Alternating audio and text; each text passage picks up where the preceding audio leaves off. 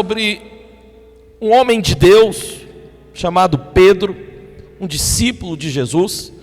Eu sei que talvez para muitos aqui a história de Pedro, ou o que Pedro fez, ou as coisas que Pedro esteve envolvido, eu sei que para muitos aqui já é muito claro.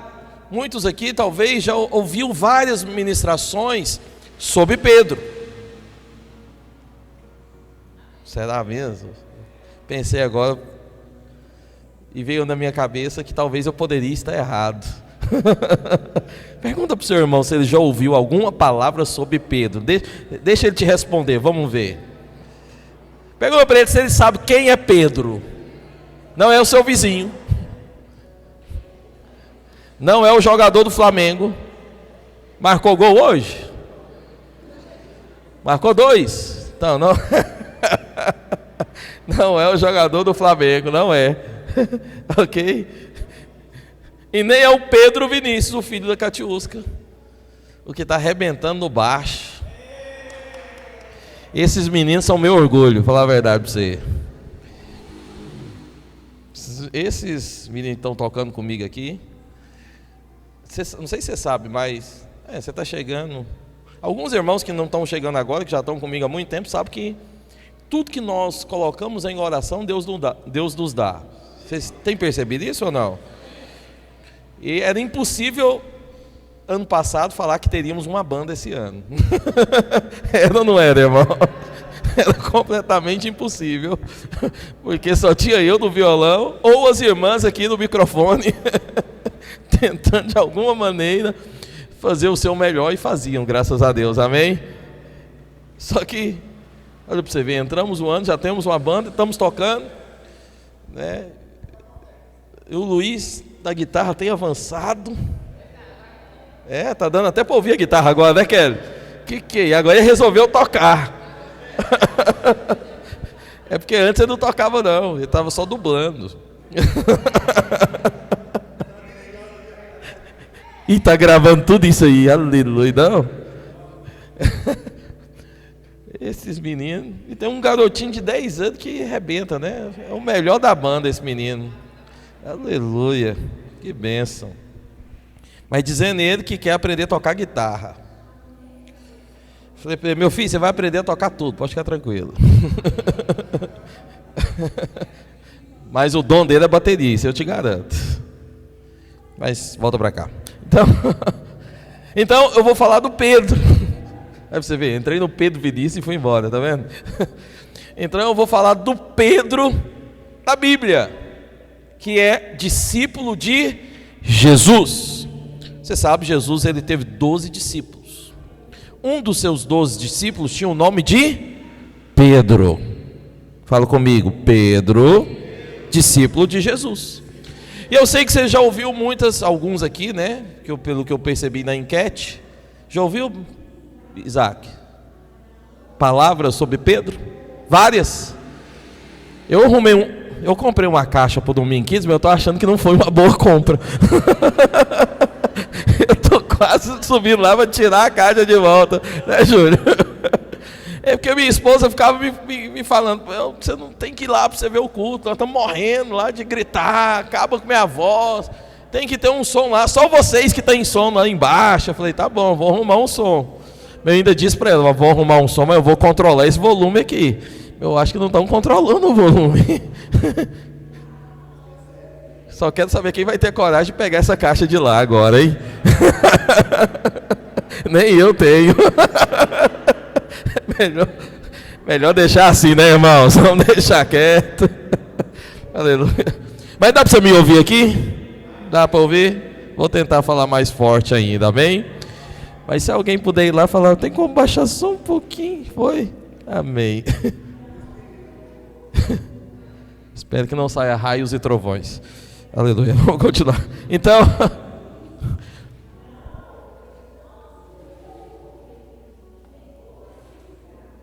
os irmãos colocam a água aqui, mas deixa fechada.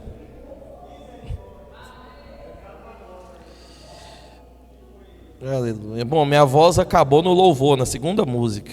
Eu acho que deu para vocês perceberem, né? Porque eu não consegui cantar mais nada. Mas é bom que eu deixei vocês cantando. Então, eu estou forçando aqui um pouquinho. Se tiver ruim, você me avisa. Vamos lá. Eu sei que muitos já ouviram uma mensagem sobre Pedro, mas hoje eu quero falar de duas revelações que Pedro teve. Duas.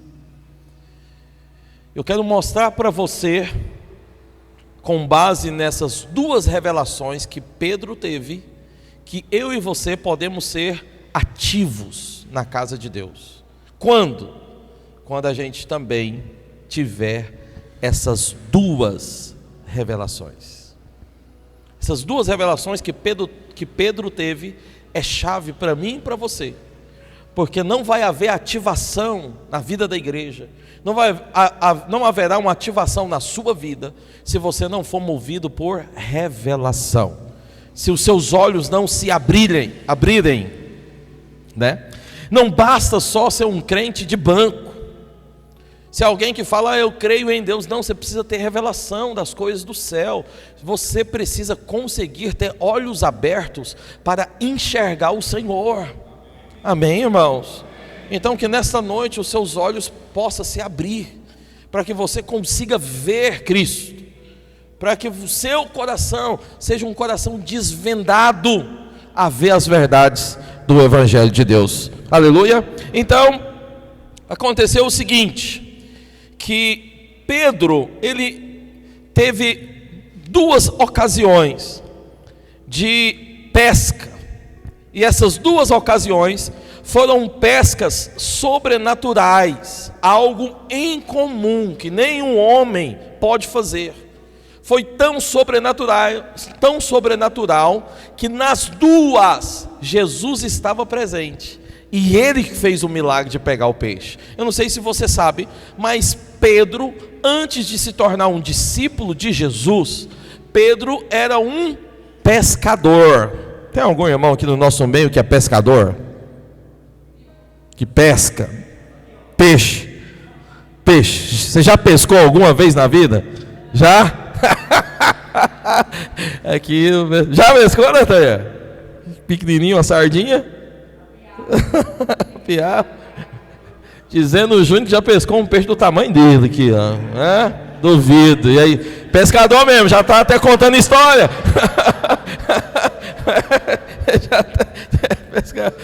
Já pescou, Romildo? O que você pescou? O nome do peixe, vamos ver se pescou mesmo. Traíra? Traíra é o tradicional aqui, né, irmão? E você, Jefferson, pesca ou não? Pesca? Então o Jefferson vai entender. Ficou bom. Então o Jefferson vai entender. Por quê? Todo pescador que é pescador mesmo, vamos ser honestos, cara que é pescador mesmo, você talvez seja só um passeio, né? Só para tirar a raiva. Mas o cara que é pescador mesmo, ele nunca volta sem peixe. Ele não sai para pescar e volta sem peixe. Não tem jeito. E outra, cara que é pescador mesmo, ele nunca lança o anzol no lugar errado. Pode observar. Eu não sou bom para pescar não, mas já tentei. Mas tá aí uma coisa que eu não gosto muito. Mas se você me chamar, eu vou junto só pela amizade, diversão, ok? Pode me chamar, não tem nada não. Mas tem uma coisa que eu não gosto muito. Por quê? Eu fui pescar, e aí você lança o anzol e fica lá parado, esperando que algum milagre aconteça, né? Só tem um detalhe, eu saí para pescar com os caras que era pescador, o peixe só pegava no anzol deles. É impressionante, parece que eles atraem o peixe. E eu ficava lá com esse negócio e nada de peixe pegar. Nada, não é possível, não tem peixe aqui não. E toda hora, não tem. Por quê? Não tem jeito, o cara que é pescador, ele joga o negócio e vem mesmo. É impressionante. É ou não é, Jefferson? Já saiu para pescar com um cara que pesca para valer? É de jeito, não tem. Se você já foi, você vai ver. Pedro, ele era um pescador experiente, muito experiente, era profissão. Só que nas duas pescas que o Senhor Jesus fez um milagre, veja, todas as duas, ele estava lá pescando e peixe nenhum pegava. Teve uma que ele ficou a noite inteira pescando, mas nenhum peixe ele conseguiu pegar. Mas na hora que Jesus chegou e falou para ele: lança a rede. Aí ele lançou a rede. Sabe o que aconteceu? Tem até um número aí aproximado, que era em torno de mais ou menos 150 peixes grandes, do tamanho do que o Júnior pegou ali, ó. Quando a Bíblia fala que é peixe grande, é porque é grande mesmo, meu irmão, não é traída não. Qual que é os peixes grandes que existe aí? Não, atum não. Peixe grande, qual o nome? Carpa. Tucunaré? Tucunaré é grande. Então, foi peixe grande. Uma outra pesca, que Deus fez um milagre, eles pescaram tanto peixe, mas tanto peixe, que os discípulos, os outros discípulos que estavam pescando também, nem conseguiu trazer a rede, que tinha peixe demais. Teve uma outra que eles pescaram tanto que o barco estava quase afundando. Mas nas duas, Jesus estava presente e um milagre aconteceu. Só tem um detalhe: Pedro era pescador para valer, antes de conhecer Cristo. Porque no dia que ele conhece a Jesus, Jesus olha para ele, olha para Tiago, olha para o outro discípulo que era João, e fala o que para eles? Larga as redes, larga a pesca, porque agora eu vou fazer de vocês um outro tipo de homem. A história de vocês será outra. Ou seja, quando eles foram andar com Jesus, eles mudaram de profissão. E Jesus ainda falou para eles: vocês agora serão pescadores, mas de homens. Mais à frente, Jesus ainda fala para Pedro, Pedro, você agora vai ser alguém que vai edificar a minha igreja. Você vai ser alguém que vai cuidar da minha igreja. Ou seja, o encontro com Jesus mudou a vida deles inteira, até mesmo a profissão. Só que aí, em João, não sei se você sabe, mas Jesus morreu. Quantos aqui sabem que Jesus morreu? Sabe ou não sabe? Quantos aqui sabem que ele não está morto e ressuscitou? Está vivo. Morreu, mas está vivo, amém ou não? Então, Jesus, depois que ele ressuscita, ele aparece para os discípulos. Você também sabia que Jesus apareceu para os discípulos ressurreto, com o corpo ressurreto, amém ou não? Alguma pessoa que você enterrou por aí já te apareceu com o corpo ressurreto? Não?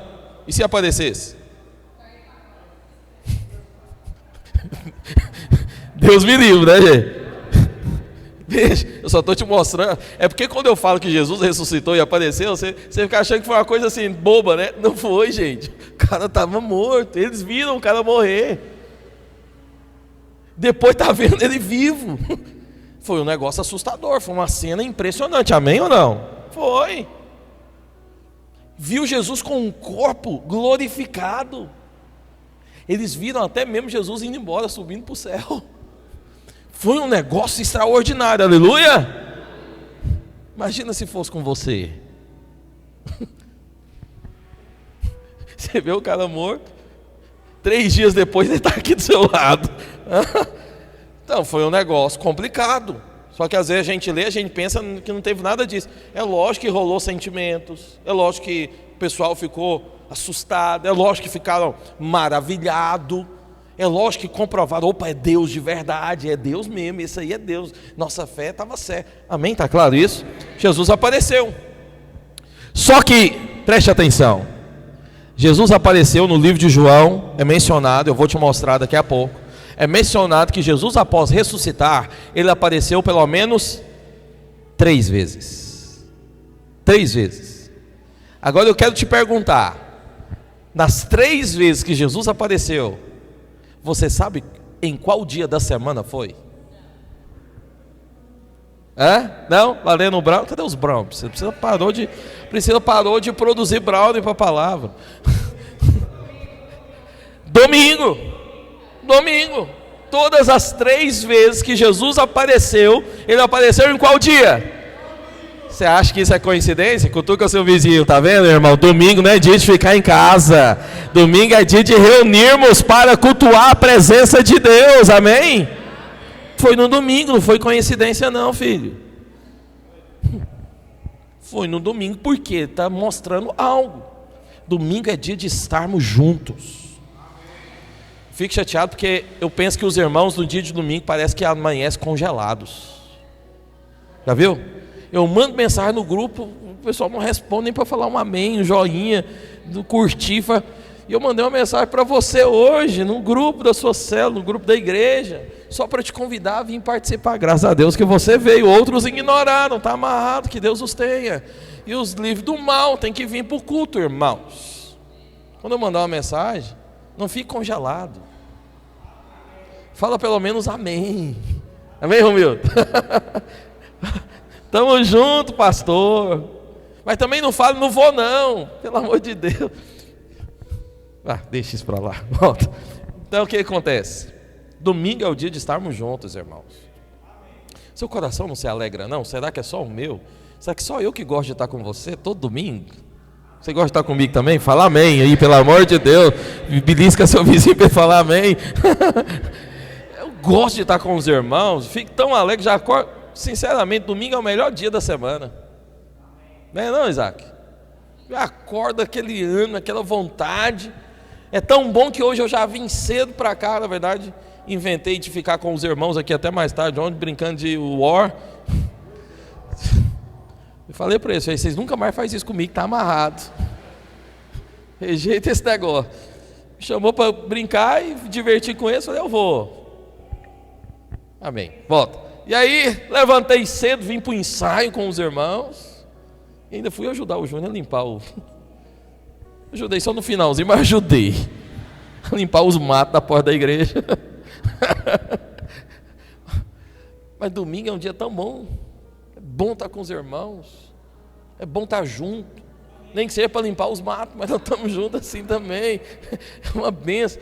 Domingo é bom estar junto aqui, cultuando a Deus, louvando a Deus. Eu gosto de estar aqui junto com os irmãos para louvarmos ao Senhor, amém ou não? Porque domingo é um dia especial, irmãos.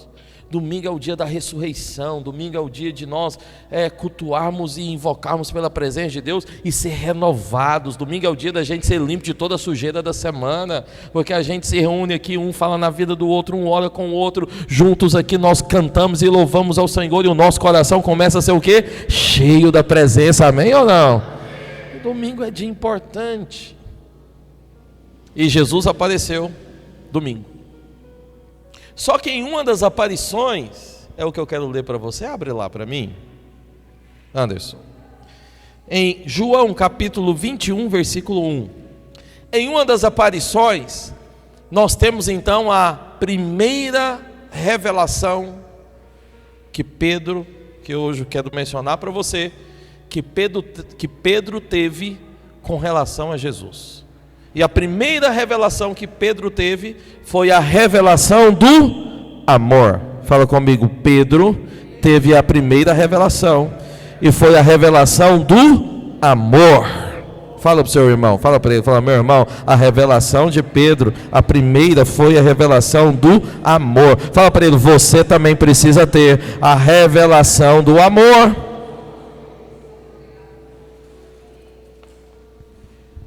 Acompanha comigo, João 21, versículo 1. Depois disso, tornou Jesus a manifestar-se aos seus discípulos, junto do mar de Tiberíades.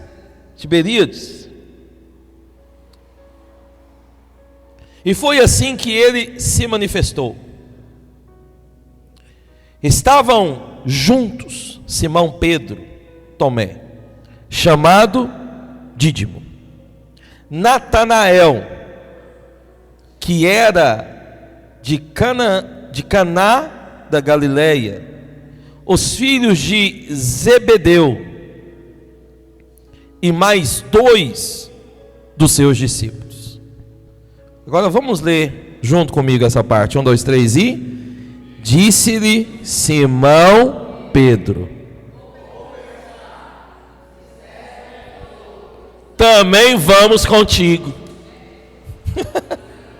Aí, ó, vamos lá, continua. 1, 2, 3 e... Saíram, entraram no barco, e naquela noite...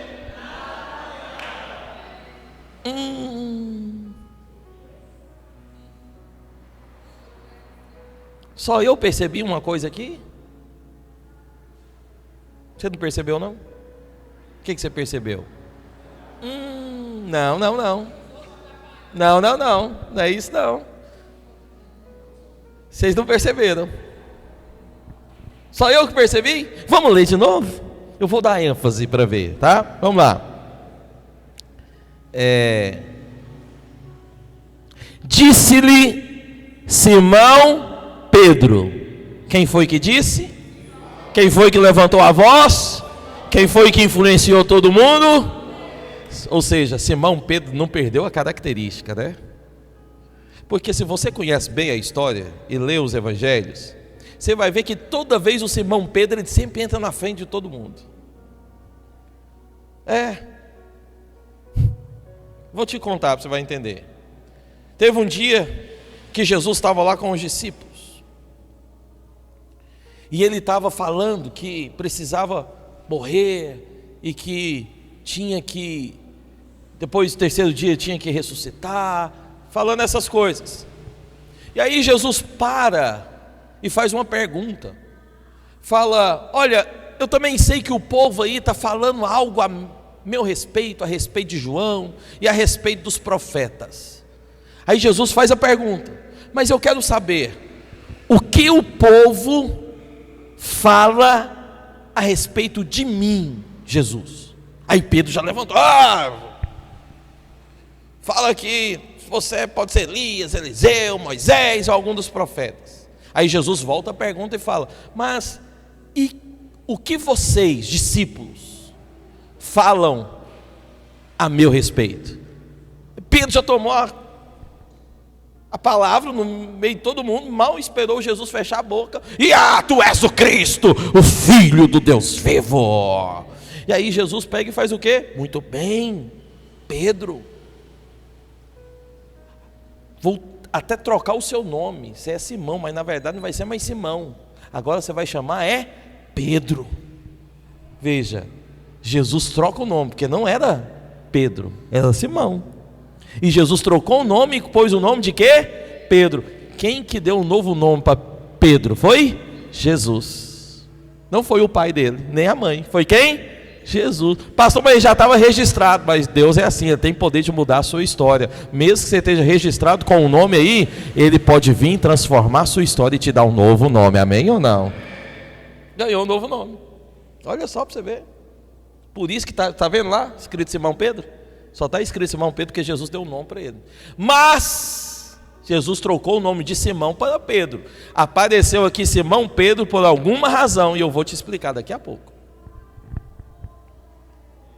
Porque você vai perceber nos evangelhos que toda vez que Pedro tem uma atitude espiritual, Deus chama ele de Pedro.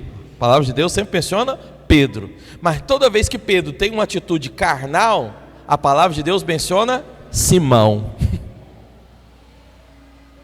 Já estou te dando até dica aqui, ó. Porque Simão aponta para o velho homem, Pedro aponta para o novo homem que tem a revelação que Cristo é o Senhor. Amém ou não?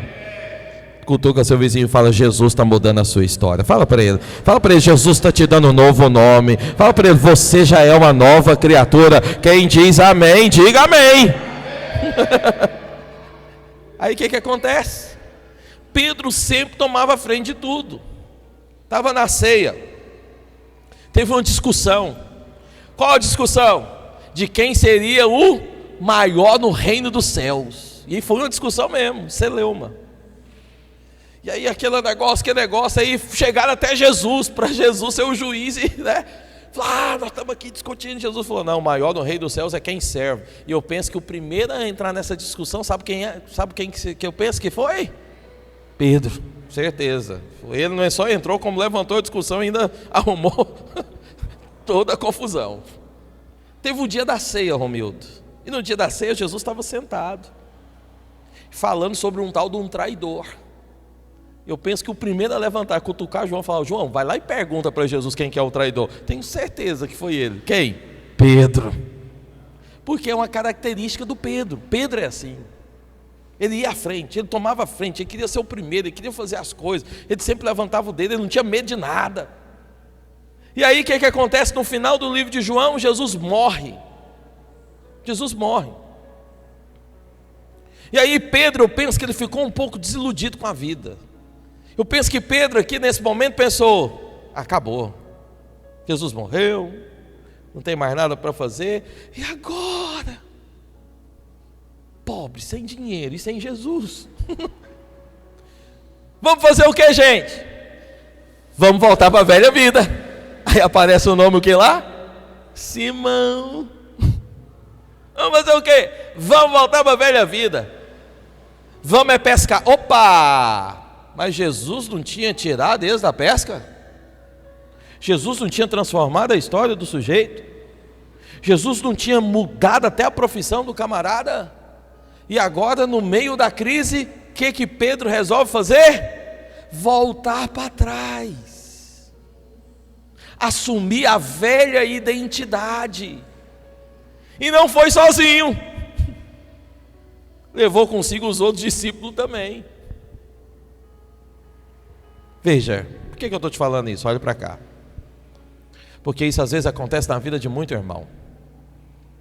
Quando você vem para o Senhor, quando o Espírito de Deus toca o seu coração, Ele não só entra dentro de você, meu irmão, Ele transforma a sua vida, Ele transforma a sua história, Ele transforma a sua mente. Mas sabe o que acontece na vida de muitos? Ele sempre fica, às vezes, em algum momento de crise, em algum momento, em alguma situação, em algum momento que parece que as coisas não estão dando muito certo, ele sempre fica naquele momento de o quê? Acho melhor voltar para a minha velha vida.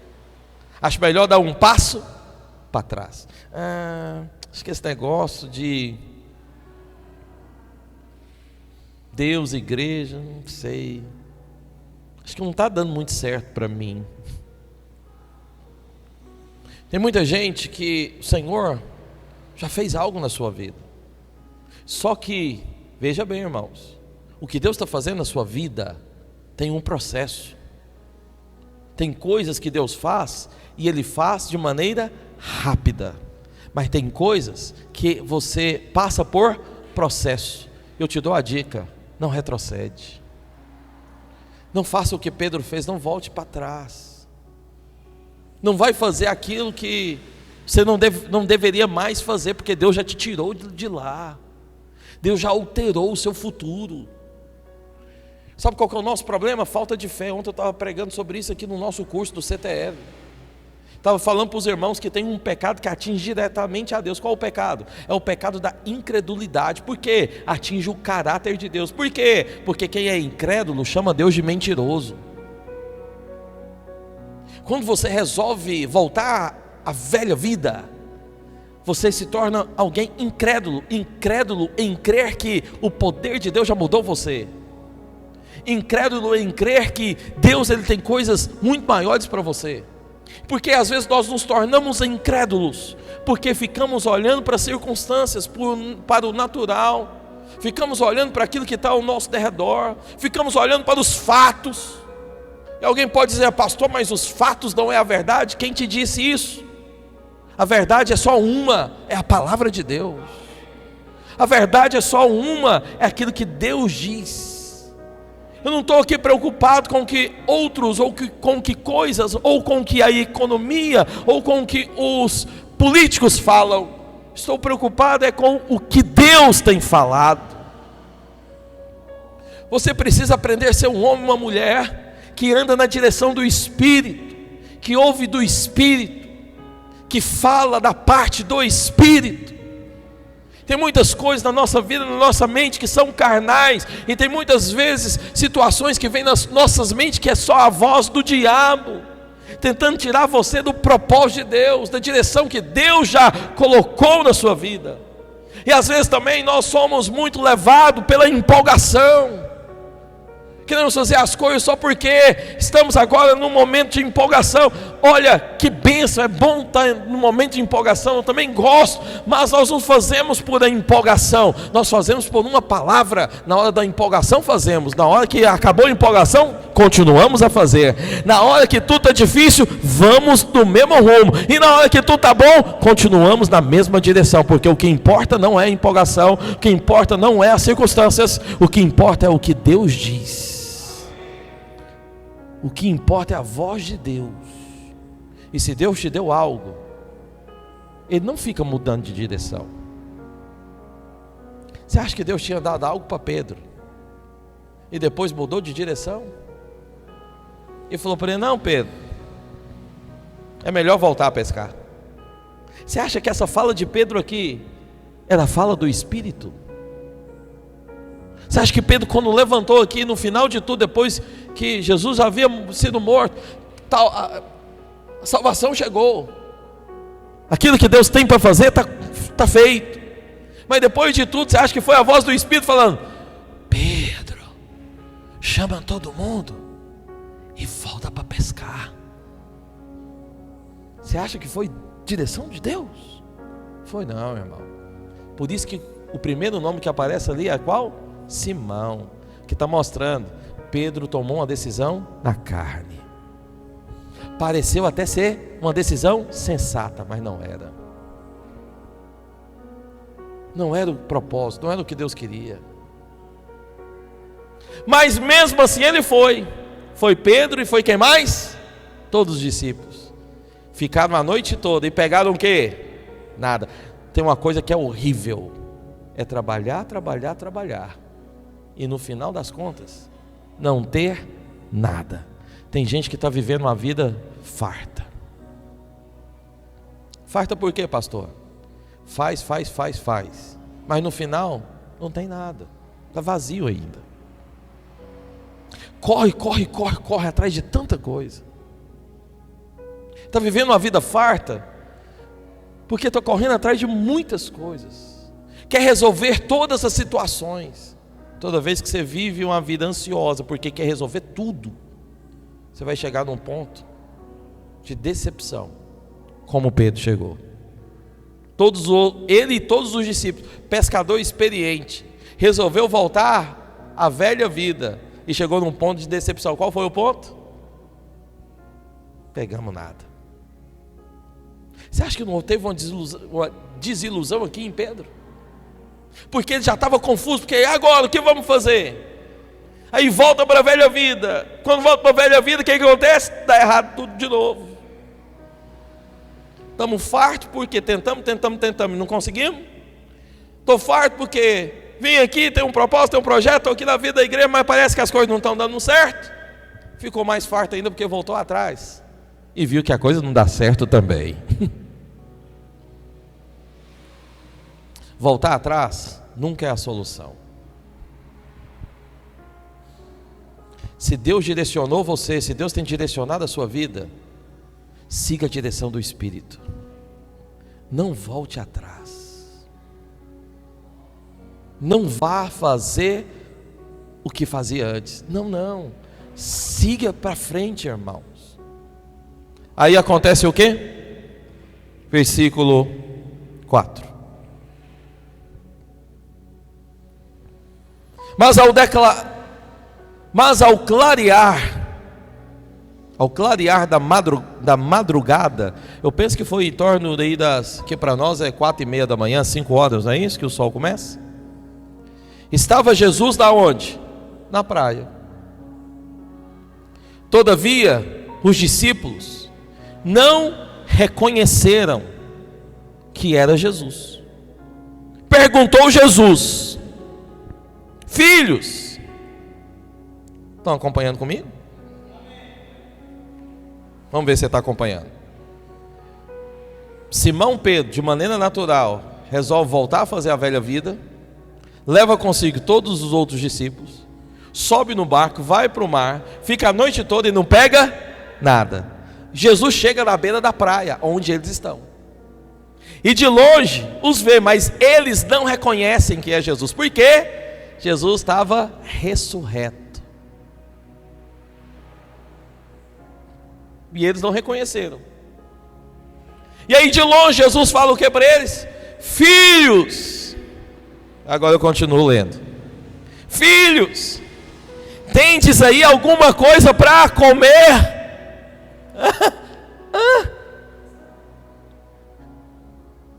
Estamos aqui a noite toda trabalhando, o sujeito não fez nada e está lá de longe querendo saber se eu tenho alguma coisa para comer. Pensa se fosse você. Você está lá a noite toda trabalhando, aí chega um sujeito do nada. Talvez você pode até ter pensado que é um pedinte. Fala que me dá um peixe aí. Você já está nervoso com a vida. É ou não é assim, irmãos?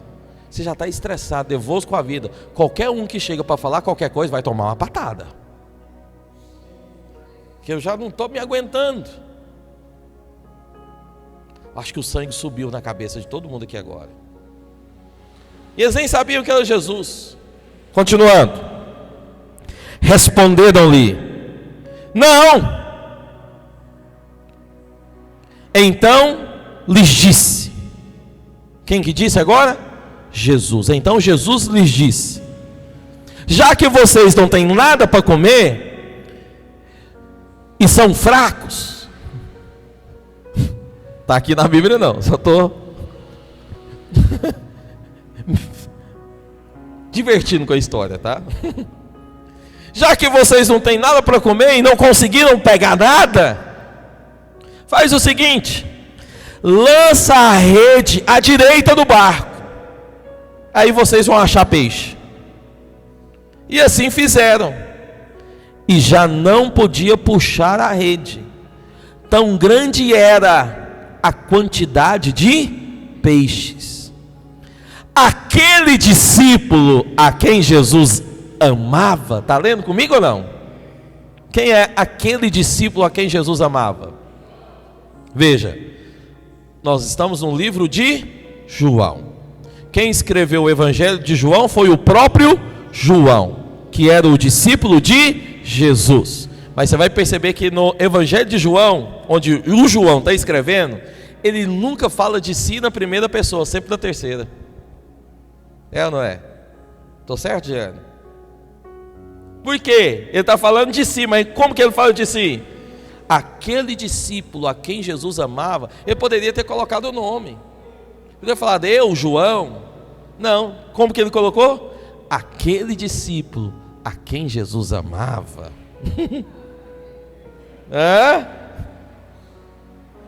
Fala para o seu irmão, fala: meu irmão, eu sou o discípulo a quem Jesus ama. Fala para ele aí, bate no seu peito aí, fala para ele. Pareceu? Teve uma pinta aí de...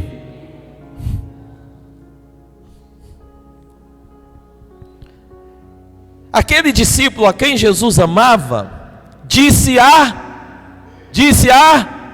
Simão Pedro? Disse a Pedro: é o Senhor. Aí já muda de novo, olha lá. Simão Pedro, ouvindo que era o Senhor, fez o quê? Vestiu a roupa, porque estava pelado. Olha lá, é isso mesmo.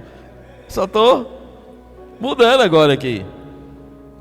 Vestiu a roupa, porque havia se despido, e lançou-se ao mar. Mas os outros discípulos vieram no barco, puxando as redes com os peixes, porque estavam distante da terra, senão quase 200 côvados. Eu quero te fazer uma pergunta. Por que Pedro pulou na água e não voltou junto com os outros discípulos do barco?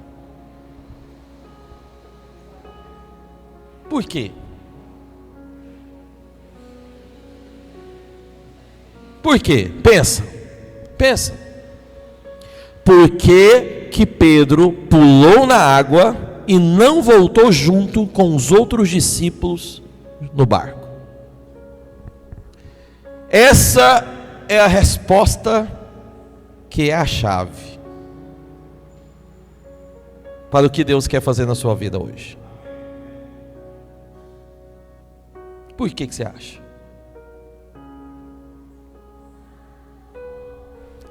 Olha, irmãos, Pedro,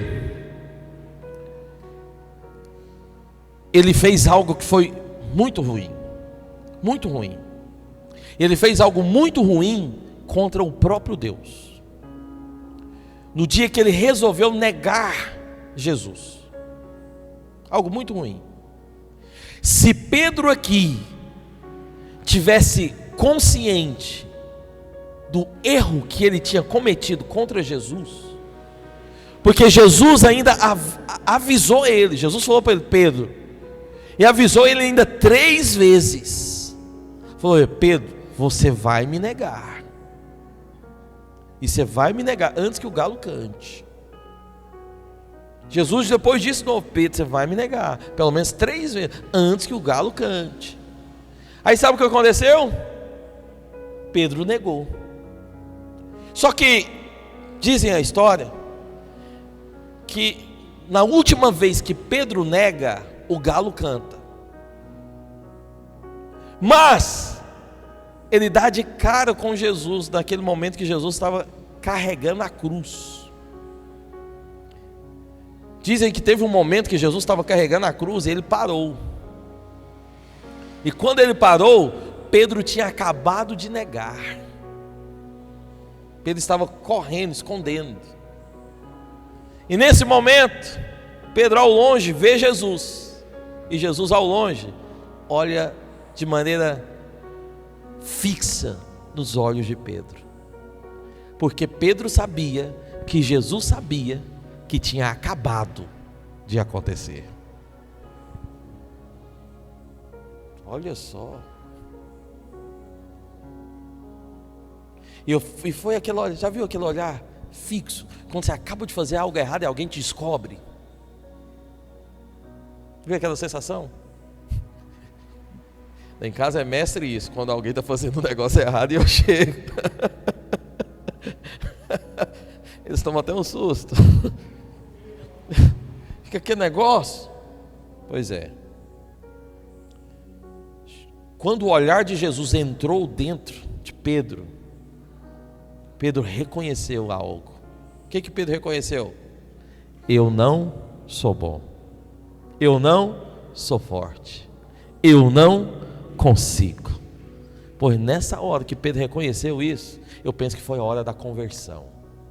Porque Jesus mesmo tinha falado para Pedro em uma dessas conversas. Tinha falado para Pedro, quando você converter, é uma das frases. Inclusive o Júnior até me perguntou sobre isso 6 dias para trás aqui. Falou, pastor, mas Pedro não era convertido. Jesus fala para ele, Pedro, quando você converter, você vai cuidar da minha igreja. Eu penso que nessa hora foi a hora da conversão, foi a hora que Pedro caiu em si. Foi a hora que Pedro entendeu que ele não era bom, que a força dele não dava para fazer as coisas. Foi a hora que Pedro resolveu deixar de viver na vida da lei, para entrar agora de fato na vida da graça. Por que eu falo para você que Pedro nesse momento entendeu a graça? Porque na primeira aparição de Jesus para ele aqui, quando estão pescando no meio do mar, e João cutuca Pedro, fala para ele, Pedro, esse aí é Jesus. O que ele faz? Ele pula na água. Por que eu acredito que aqui Pedro entendeu a revelação de Cristo? Por que aqui eu acredito que aqui Pedro se sentia também alguém amado? Ele não estava mais confiando naquilo que ele fazia de bom. Agora ele estava confiando no amor bondoso de Deus para com a vida dele. Por quê? Porque se ele tivesse consciente dos pecados, ele teria corrido para longe. Qualquer um que vive uma vida consciente do pecado, ele não quer a presença de Deus. Qualquer um que vive uma vida cheia de pecado, cheia de acusação, ele tem medo da presença de Deus. Ele vive uma vida sempre isolado. É fato, irmão. É claro, quando algum irmão na vida da igreja está fazendo alguma coisa que está fora da linha que ele deveria fazer, está vivendo uma vida fora do projeto que ele deveria viver. Porque é claro, porque ele sempre se isola. Começou a isolar, você pode ter certeza, porque ele está com a consciência de pecado. ele está com a consciência de rejeição, ele está achando que não é aceito, aí por isso se esconde, isola. Mas no dia que você tem a consciência do perdão, no dia que você tem a consciência do amor, no dia que você tem a consciência da bondade de Deus, você não isola. Sabe o que você faz? Você pula em direção a Jesus. Jesus está lá, eu vou lá porque eu preciso dele. Jesus chegou, nem vou esperar vocês, eu vou na frente porque eu quero estar perto dele. Por que Pedro não correu de Jesus? Porque Pedro tinha consciência que já foi perdoado. Qual é a consciência que você tem de Cristo? Sua consciência ainda está no tanto de erro que você comete? Sua consciência ainda está nas suas habilidades, no tanto que você é bom? Você ainda acha que consegue fazer alguma coisa para merecer o amor? Se a sua consciência está no mérito, vou te falar uma coisa, filho, você não vai ser um dos que vai correr para Deus, você vai ser um dos que vai correr de Deus. Se a sua consciência ainda está cheia da lei, você não vai querer se aproximar de Deus, porque a lei mostra para você o tanto que você não presta. Mas se a sua consciência está cheia da graça, você já entendeu o tanto que você não presta, e é porque você não presta mesmo que você quer se aproximar daquele que pode resolver qualquer coisa na sua vida. Então de Deus nós nunca deveríamos correr, da presença de Deus, no ambiente onde o Senhor se move, nós nunca deveríamos querer ficar fora. Nós nunca deveríamos querer nos isolar da igreja, da vida da igreja, dos irmãos, nunca deveríamos, porque toda vez que nós queremos sair fora, tem uma demonstração de uma consciência. Qual consciência? Consciência que você é merecedor, a consciência que você é incapaz, ou a consciência que você precisa fazer alguma coisa para merecer. Esse tipo de consciência tira de você a graça. Mas a consciência que você não tem o que fazer para receber, mas mesmo assim Ele te dá, é a consciência da graça. Essa consciência aproxima você de Deus. Qual é a consciência que está na vida dos irmãos? É a consciência do perdão ou é a consciência dos pecados? Qual é a consciência? O que bate da sua mente? Com relação a Jesus, você é do tipo que está correndo para Ele, ou do tipo que corre dele? Em Lucas capítulo 24, 33, está dizendo o seguinte: um dos momentos da pesca de Pedro, depois da ressurreição de Jesus, Ele apareceu para os discípulos, e nesse versículo fala o seguinte: e na mesma hora, levantando-se, voltaram para Jerusalém, onde acharam reunidos os 11 e outros com eles, os quais diziam: o Senhor ressuscitou e já apareceu a quem? A Simão. Olha só, veja algo interessante. Quando Jesus ressuscita, em uma das suas aparições, tem uma pessoa que foi a primeira a vê-lo, foi Maria Madalena, primeira a vê-lo. Mas tem uma outra pessoa que foi o segundo a vê-lo. Mas veja, Maria Madalena viu Jesus porque ela foi lá no túmulo procurar por ele. Ela encontrou. Mas Pedro viu Jesus porque Jesus parou tudo o que ele estava fazendo e foi lá encontrar com Pedro. Aqui foi o dia que Pedro entendeu a graça. Por quê? Quando Jesus morreu, Pedro negou, e ele estava com a consciência de pecado. Eu fiz algo errado. Mas quando Jesus ressuscitou, Pedro foi a segunda pessoa que encontrou com ele. E Jesus mesmo foi lá ter com ele, antes de ter com qualquer um outro. Primeiro discípulo foi Pedro. Por que você acha? Para que Pedro pudesse entender a graça de Cristo. Você foi o que mais pecou? Então você vai ser o que mais vai receber. Foi isso. Você foi o que mais pecou? Então você vai ser o primeiro a receber. Ouça, irmãos, Deus não está preocupado com os seus erros, Deus não está preocupado com os seus pecados. Deus está preocupado em ter você por perto. O que o Senhor não quer é que você esteja longe. O que te afasta de Deus? É os pecados, é a consciência de erro. E o que te aproxima de Deus? É a consciência da bondade. Quanto mais você entende que Deus é bom, mais perto de Deus você quer ficar. Quanto mais você entende que Deus é misericordioso e pode te lavar e te purificar de todo pecado, mais perto de Deus você quer estar. Amém ou não? A consciência que nós temos que ter com Deus é qual consciência? É a consciência que já foi tudo pago, já está tudo perdoado, não tem nenhuma dívida com relação ao Senhor, está tudo pago. Fala para o seu irmão, fala, irmão, está tudo pago, não tem mais dívida. Aleluia. Aí agora depois Pedro faz o que? Pula da água, porque ele quer estar com Deus. Ele já entendeu que não tem problema com Deus, que não tem nenhuma situação pendente. Ele já entendeu que está tudo resolvido, que ele pode agora viver liberdade. Veja mais, quando Pedro reúne os discípulos e resolve voltar para trás, fazer aquilo que era antigo, eles não conseguiram pegar nada, certo? Mas Jesus chega e fala para eles onde está o peixe. Eles lançam a rede e pegam muito peixe, certo ou não? Isso aqui também foi a prova que a sua vida só dá certo na hora que Jesus chega. Aqui foi a prova, aqui foi mais uma prova que Deus mostrando para eles, fala, filho, não tem condições de você querer viver uma vida no passado sem mim. Não tem condições de você querer voltar para uma vida velha aonde eu não estou. Só tem um jeito para você, só há uma solução para você. Qual? É no dia que eu entrar, é aonde eu estiver, porque se eu chegar, tudo vai dar certo.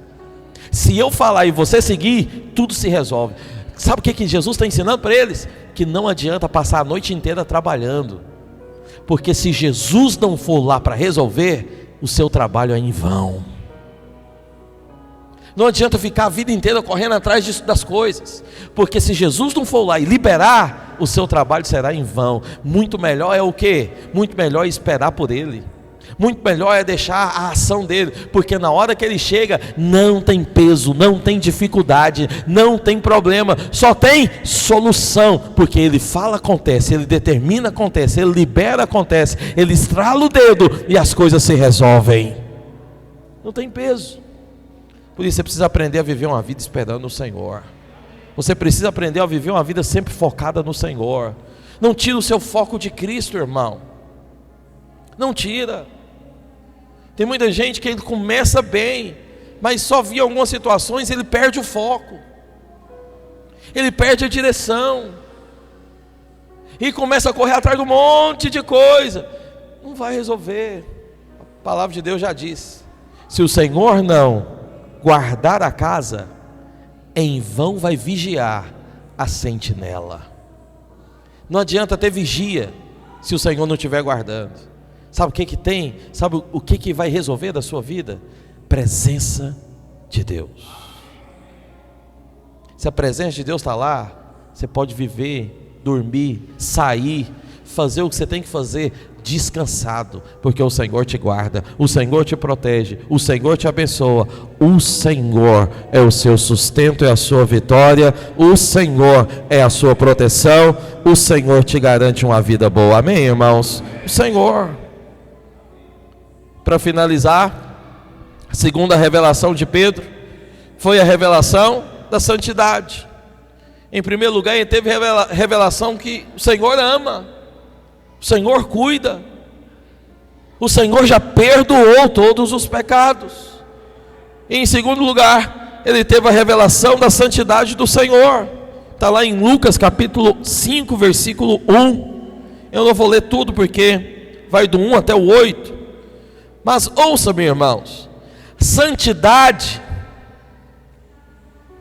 revelação da santidade do Senhor, é o segredo de toda vitória. Mas é evidente que somente a revelação da santidade não vai te aproximar de Deus. É preciso que você tenha, em primeiro lugar, a revelação do tanto que você é amado. É preciso que você tenha, em primeiro lugar, a revelação do tanto que o Senhor pode te abençoar, que não há bênção em nenhum outro, e não há solução para a sua vida em nenhuma outra circunstância. Mas em uma dos primeiros encontros de Pedro com o Senhor, que está relatado aqui em Lucas capítulo 5, versículo 1, em um dos primeiros encontros, foi de Pedro com o Senhor, vendo a sua santidade. E a tendência de todo homem, quando se depara com a santidade de Deus, é de entender o tanto que ele é falho. A tendência de todo homem, quando vê a santidade de Deus, é de entender o tanto que há nele erros, debilidades. Mas isso também não é ruim. Por que não é ruim? Porque quanto mais você vê que em você há debilidades, e quanto mais você entende que mesmo com as suas debilidades o Senhor te ama, mais a graça de Deus se manifesta na sua vida. Porque a manifestação da graça não é só saber o tanto que Deus te ama. Isso já é uma manifestação. A manifestação da graça é saber que Deus te ama muito, mesmo sendo você nada. É saber que Deus te ama muito, mesmo sendo você alguém que comete erros.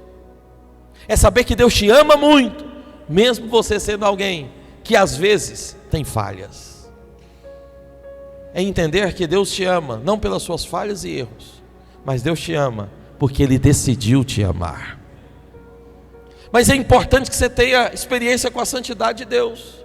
É importante que você veja a santidade de Deus, porque ela revela para você a sua condição, e ela revela para você a condição do seu Deus. Ela mostra para você que você mesmo nunca poderia alcançar salvação, mas ela também mostra para você que um Salvador todo-poderoso resolveu todas as coisas. Ele deu um jeito em todas as situações, só para te salvar. Olha só, isso mostra a graça. Tem gente que ele vive uma vida de uma consciência de condenação. Por quê? Porque muitas pessoas vivem na consciência de condenação.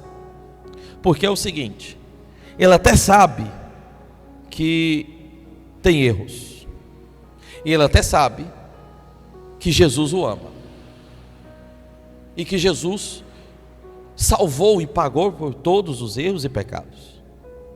Mas só tem um problema: ele sabe disso, mas na prática, no dia a dia, ele não consegue entender o tamanho disso. Por que não consegue entender? Porque na prática, no dia a dia, quando ele está andando, vivendo com Deus, quando ele está ali no meio de circunstâncias, quando vive às vezes uma pressão, uma crise, ou quando passa por dificuldades, o que sempre vem na mente dele? Não é o tamanho do amor de Deus. É o quê? É a quantidade de erros que eu cometo. Ele sabe, mas na prática ele não consegue viver. Porque no momento da crise, o que ele pensa não é que é amado. O que ele pensa é os erros que cometeu, que o levaram a sofrer aquelas consequências. É as atitudes erradas que às vezes enfrenta, que o leva até aquilo. Na verdade, muitos, no meio de uma crise, de um problema, ele até esquece que Deus o ama. Ele até pensa que Deus ama mais o outro e ama menos ele, por causa das circunstâncias. Tem muita gente que pensa que é a circunstância que prova o tanto que Deus ama você. E se a circunstância for boa, é porque Deus ama. Mas se vier circunstâncias ruins, é porque o amor do Pai está longe. Sua consciência não está no amor de Deus. Sua consciência está onde? Nos seus erros. Leve em consideração demais aquilo que você faz.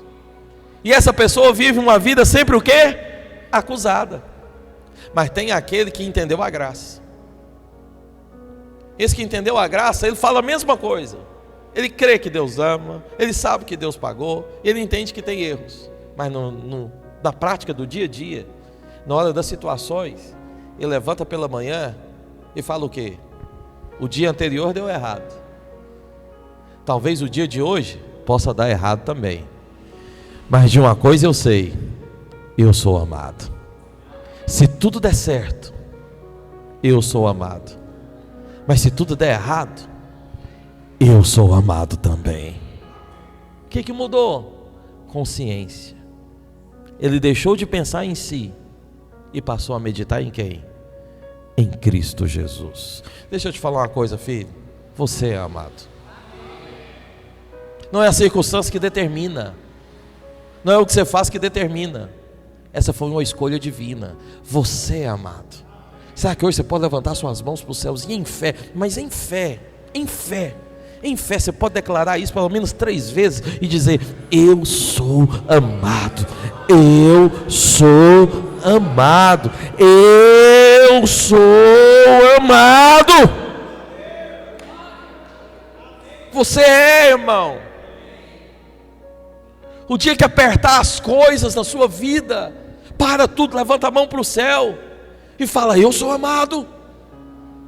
O dia que as coisas não estão dando certo para você, o mundo desmorona na sua cabeça, para tudo, levanta as mãos para os céus e creia com todas as convicções do seu coração: eu sou amado. No dia que te falta recurso, te falta paciência, no dia que a raiva chega, no dia que tudo dá errado, levanta as mãos para os céus e não fala outra coisa, fala a verdade. Qual é a verdade? Eu sou amado. No dia que você errar, no dia que você falhar, no dia que você cometer um deslize, para tudo, levanta as mãos para os céus e acredita nisso. Você é amado. Amém. Fique em pé no seu lugar. Eu queria que nós, antes de encerrar,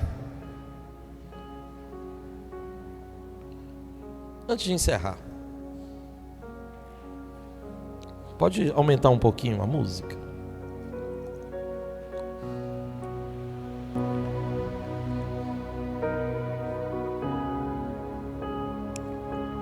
A verdade é que, olha para cá, antes de encerrar, eu quero que a gente ore ainda. Dá só mais 5 minutos, amém, irmãos? Preste atenção. Eu sei que todo mundo aqui enfrenta alguma coisa na vida. Todos nós. Não precisa de sermos inteligentes demais para saber que você tem situações que te desagradam, situações que te faz parar da obra de Deus, coisas que às vezes vêm para te chatear.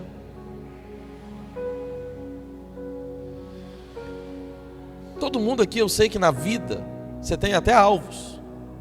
Você ora por coisas, você faz pedido, você jejuma, mas às vezes tem coisas que, resposta que ainda não chegou para você. Todos nós aqui até cremos que Deus tem algo grande, mas parece que nunca vai chegar. E às vezes essas coisas te desanimam. Eu sei que todo mundo aqui tem rede social. E às vezes você vê algumas coisas na vida de uns, de outros, mas parece que a sua só anda para trás. E nessas horas, o diabo quer te convencer de algo. O quê? O diabo quer te convencer que o que você está vivendo não vale a pena. Ele quer te convencer que a presença de Deus não é o suficiente, que o melhor seria voltar a pescar. Não deixe essa voz maligna roubar o seu coração. Sei que muitos estão aqui no nosso meio aqui hoje, e talvez essas situações que estão na sua vida te paralisam de tal maneira que você até reconhece Deus, você às vezes até participa de reuniões, porém você não consegue dar um passo, porque as situações te paralisam de tal forma que tira de você a fé, gera em você incredulidade. Incredulidade por quê? Porque você não acredita que Deus é tão poderoso para fazer certas coisas. Ou você já viveu tanto, ou já pediu tanto e nunca chegou, então você acredita que não vai chegar mesmo. Isso te paralisa a avançar em Deus. Às vezes leva você a viver naturalmente, só das coisas naturais, porque é tanta pressão que isso toma conta do seu coração. Às vezes leva você à ansiedade pelas coisas dessa terra, desse mundo, porque rouba o seu coração de Deus, do centro que é Cristo. Sabe o que Deus falou comigo essa semana? O Senhor ministrou no meu coração essa semana. Foi algo muito simples, mas algo tão verdadeiro.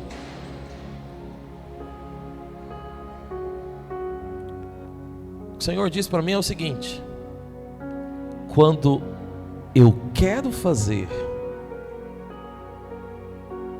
quando eu ponho a minha mão, ninguém pode impedir. Eu transmito para você: quem pode impedir alguma coisa na sua vida, na hora que Jesus colocar a mão? Veja, enquanto você fica aí correndo atrás a noite inteira pescando, com uma palavra, Deus manda todos os peixes do mar para você. Qual é o significado disso? Você não precisa ficar a noite inteira. Você só tem que esperar e confiar no poder de Jesus. Deus quer fazer muitas coisas da sua vida. Deus quer te levar a outro nível. Mas você precisa confiar no poder de Jesus. Abandona tudo, meu irmão, mas não abandona o propósito de Deus. Larga tudo, mas não larga a presença do Senhor. Fecha seus olhos. Vamos durante 1 minuto só chamar pela presença do Senhor.